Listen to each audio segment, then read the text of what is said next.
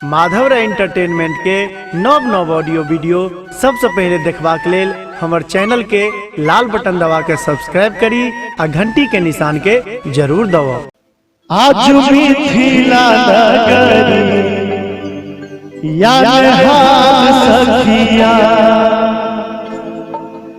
नेहाल सखिया हे नेहाल सखिया।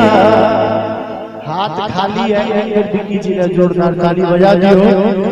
आज मिथिला नगरी या नेहाल सखिया आज मिथिला नगरी या नेहाल सखिया नेहाल सखिया हे नेहाल सखिया नेहाल सखिया हे नेहाल सखिया। चारू दुल्हा में अरे जगमाल सखिया चारू दुल्हा में अरे जगमाल सखिया।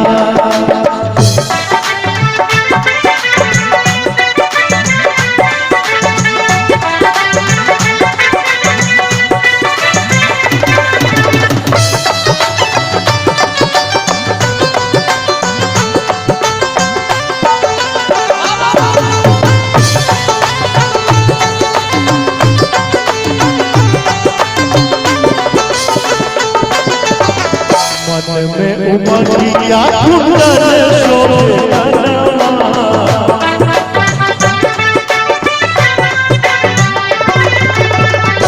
मन में उमड़िया कुंडल शोभे कनमा कारा कारा रखिया रे चुलकी नयनमा आहे लाल लाल चंदन कपाल सखिया आहे लाल लाल चंदन कपाल सखिया।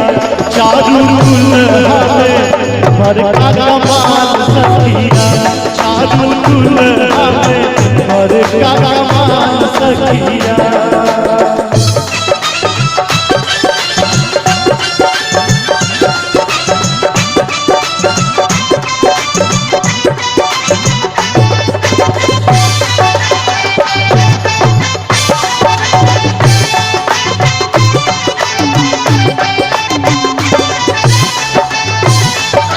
सबर सबर गोरे गोरे जोड़िया जवान है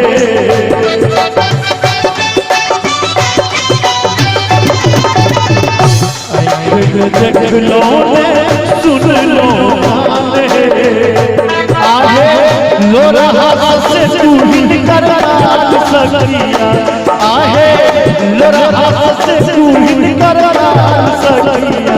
चारू दुल्हा में राम जी कमाल सखिया चारू दुल्हा में बड़का कमाल सखिया।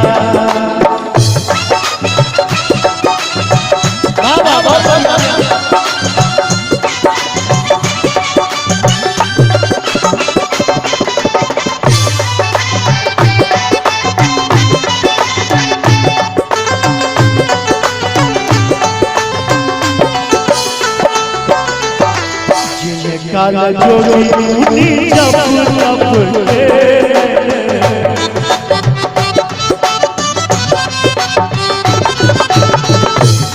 काल जोड़ी मुनी जप जप के हो आए मिथिला के पाहुन के आहे जुग जुग जी चारू जोड़ी सखिया आहे जुग जुग जी चारू जोड़ी सखिया। एक बार दुल्हा का नाम पर दोनों हाथ उठा दियो सब जुटे और ताली बजा के हमारा संगे कि आज मिथिला या नेहाल सखिया आज मिथिला या नेहाल सखिया नेहाल सखिया हे नेहाल सखिया नेहाल सखिया हे नेहाल सखिया। चारू दुल्हा में राम जी कमाल सखिया चारू